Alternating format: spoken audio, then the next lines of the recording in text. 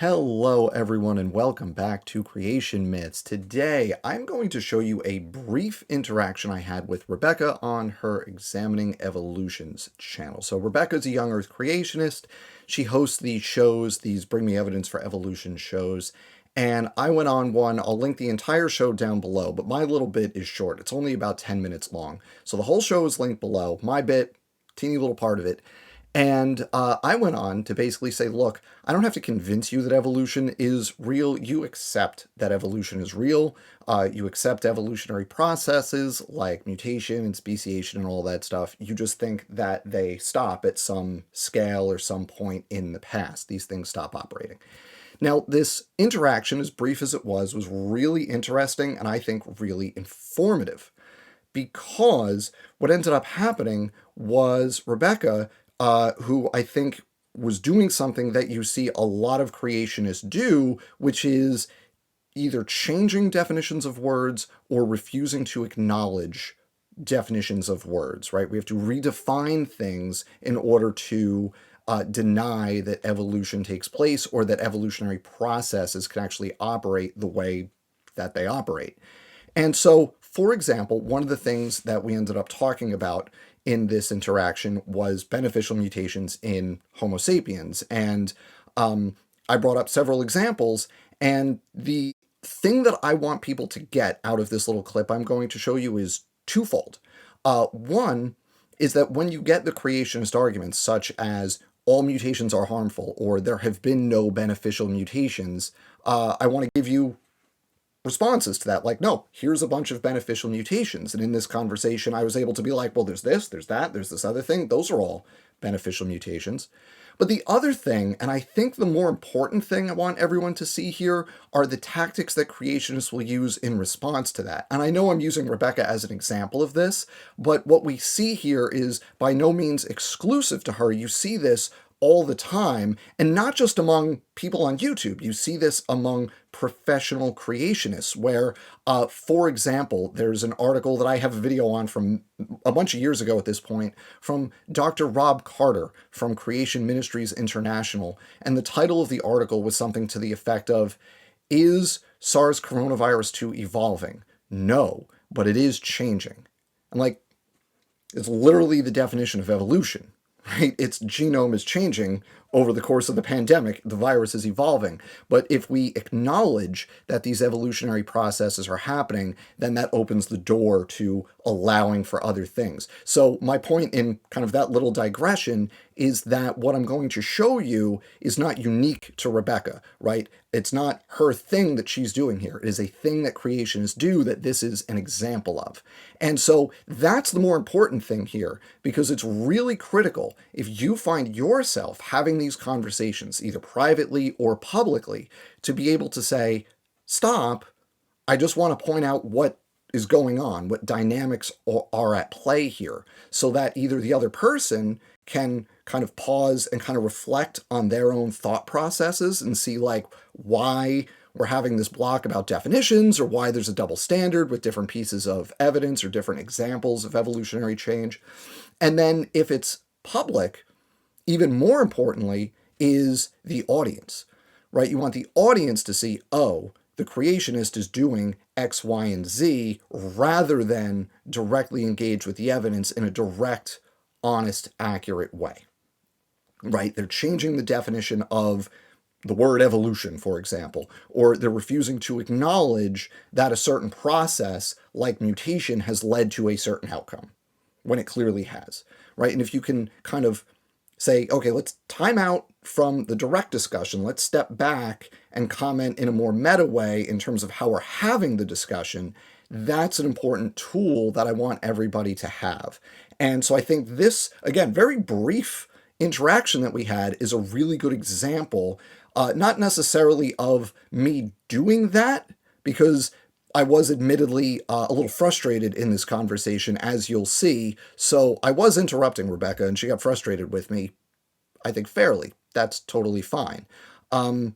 but it's an important thing to be able to see and point out when the conversation is going a certain way. So I think that's enough introduction for this little clip. It's only about 10 minutes long. So check this out. I hope you enjoy. And more importantly, I hope everybody finds this useful and informative in terms of how you, viewers, handle your future interactions with creationists. Check it out. Hi, good evening. Hey, how are you, Dr. Dan? I'm good. How are you? Good. Is the sound coming through okay for both Yep. Rebecca and Yeah, sorry, YouTube that was my folks? fault. I didn't have my little Sound headphone okay? in, so Oh my yep. God, my quality is terrible. I don't know why. It's fine on my end. Hopefully, I stop looking like a robot shortly. Okay. Hang on. Well, Well, I sound okay.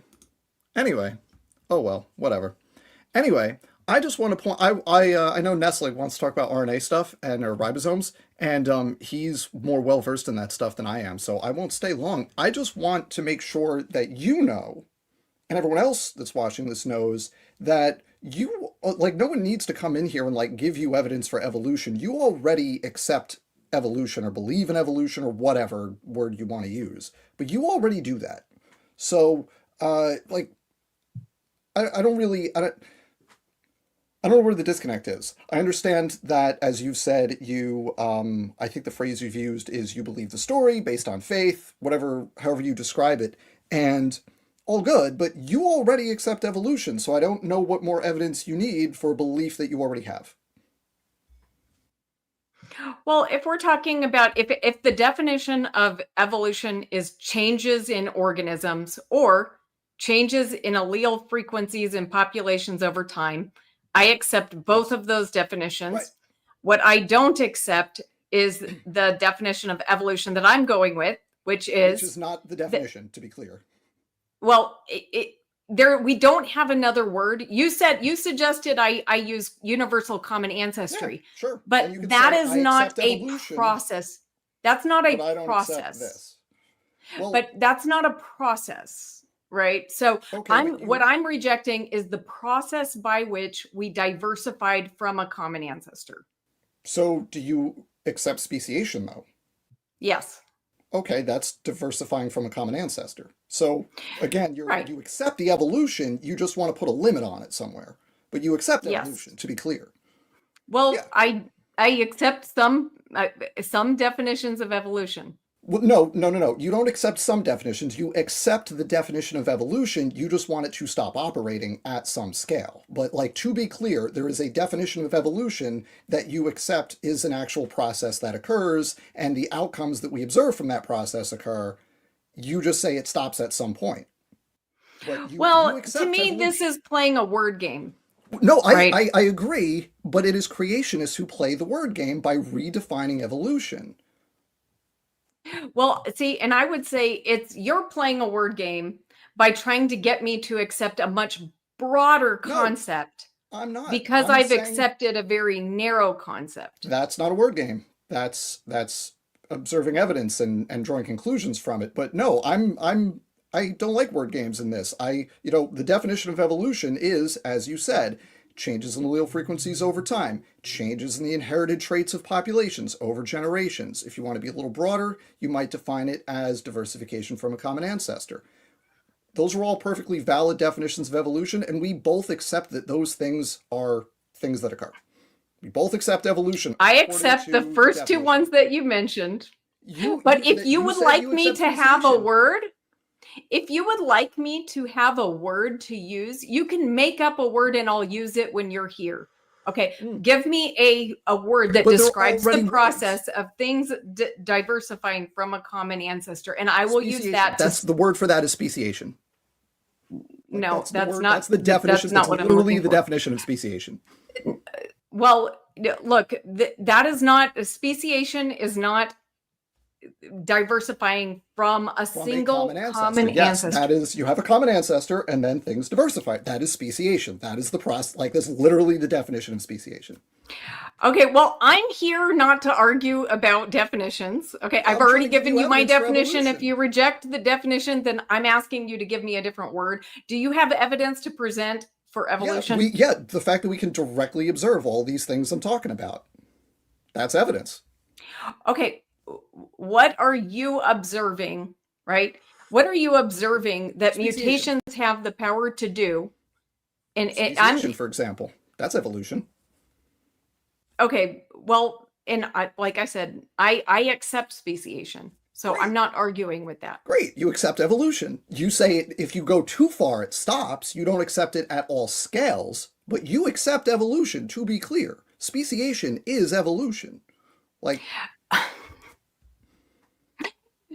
Dr. Dan, Netflix waiting Rebecca, it's the backstage, and definition. I think he actually has something real to share. So, This is real. I'm trying, I want to clarify for you and your audience that, like, here's the definition of evolution. You accept that that is a true thing that happens.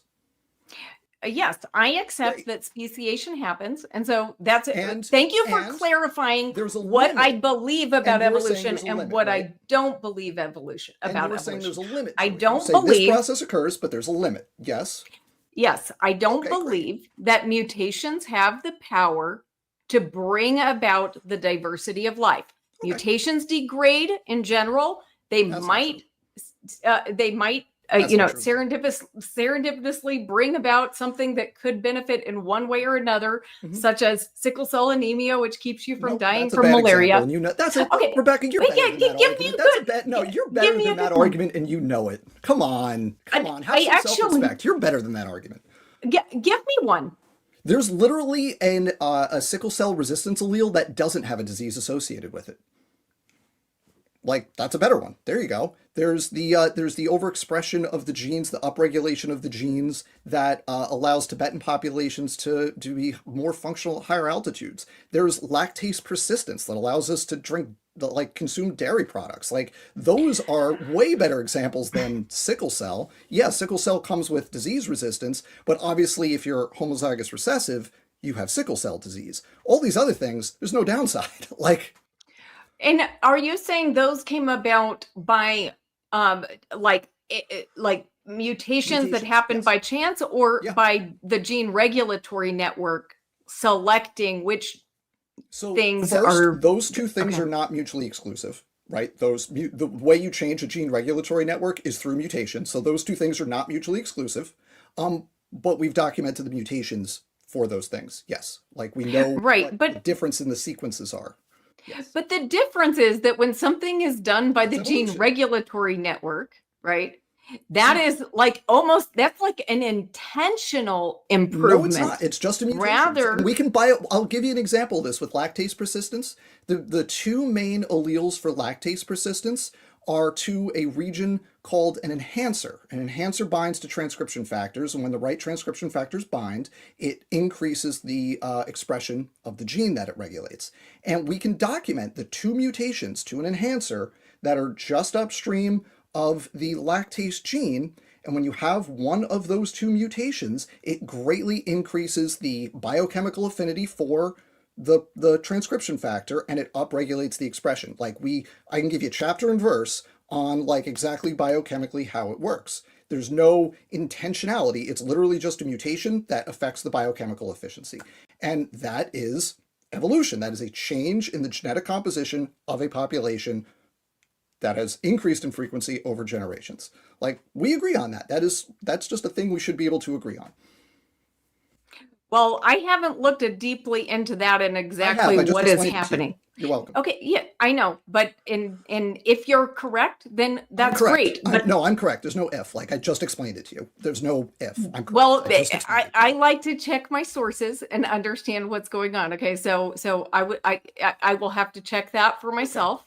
But what I'm saying is, if we're talking about something that the gene net regulatory network does, I think that's actually a problem for evolution, because you've got to explain, where did gene regulatory networks figure out what That's a is good needed? question. See, And that's moving the goalpost, because the question was evidence for evolution, and I gave you an observed example of evolution. You're but saying actually that observed example of evolution isn't evolution. no, what I'm saying is, I'm trying to distinguish, because what we need for evolution by natural processes is Which I for just described. things to come about by mutation, like not guided mutation, just mutation plus natural selection, I right? just want And to point so out you're there's a moving the very goalposts on this it's a question. very Just want to different point that out. it's a very different thing when you have an existing Okay. system that makes a change in order to help the organism function better in the environment. And so I have an that's the answer for you. distinction I would like to figure out. Okay. Is this what happens? Is this a product of the gene regulatory network making a selection for what is better for the organism? I mean, the answer is no, but I just want to point out here that you asked for mutations that were, beneficial, right? Mutations that didn't break things, that gave a new beneficial trait. I gave you a very clear example where we know the specific mutation and the biochemical network, and then you move the goalpost to, but how did that regulatory scheme evolve in the first place? I just want to be No, clear I'm that not that's moving what the just happened there. goalpost. You No, did. I'm not Yes, moving you the did. goalpost because actually what you're doing is you're making any change that happens a mutation. Okay, so if you're going No, to we can use document. No, that's not true. We and can that's document fine. these That's fine. mutations. I'm making this one a That mutation because we know what it if is. you want to use mutation in that way, that's fine. It's If that's literally what the we're talking definition about. of If we're Rebecca, talking that's about the all definition of changes, mutation. if Wait. that's fine. If I That's want to fine. use mutation in that way, the definition of mutation is a change in the Okay, nucleotide sequence. That's a right. mutation. And What do you mean what if I I'm want to trying use to it in that way? This is why I've said that this exercise is a dishonest exercise. Do you see what just happened there? Okay, well, since I'm dishonest, there's no point in talking to me. Thanks for coming on. See ya. Okay, so that was, like I said, my brief interaction with Rebecca, talking about how creationists, not just her, but creationists in general, accept evolution. They acknowledge that evolution and evolutionary processes take place. They just put a limit on it. And in order to make that work, they have to deny like very obvious things like changing the definitions or refusing to accept that what we directly observe is actually what it clearly is, like a mutation. So thanks for watching, everybody. Hope you enjoyed that. Please remember to hit the like button, subscribe, comment, share, all the things. Also, please consider becoming a channel member. If you become a member at any level, you get immediate access to my uploaded videos as soon as they're posted, so you don't have to wait for the public release. Sometimes that doesn't mean anything because I'm kind of behind and I only get stuff up like the day before it goes public. Sometimes you get stuff a week or two ahead of time. So please consider doing that if you want early access. Thanks again for watching, and as always, don't get fooled.